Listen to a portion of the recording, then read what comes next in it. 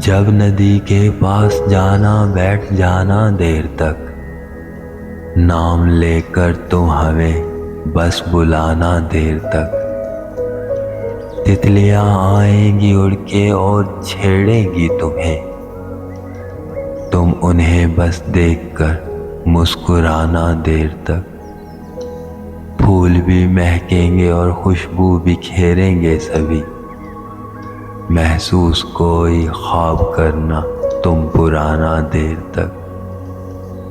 जब नदी पुरजोर होकर आबशारों सी लगे, मौसीकी इसकी में फिर तुम गुनगुनाना देर तक।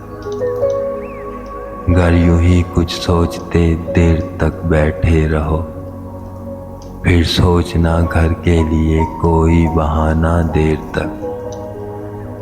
शाम ढल जाएगी और रात आलेगी तुम्हें, चांद की फिर चांदनी में तुम नहाना देर तक। जुगनू आ जाए तो कहना आज घर जाना नहीं, और शरारत में इन्हें खुद से लड़ाना देर तक।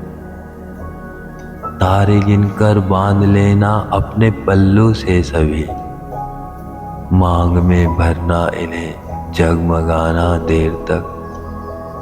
सुबह हो जाए तो फिर मछलियां आ जाएंगी, साथ इनके तैर कर तुम पार जाना देर तक।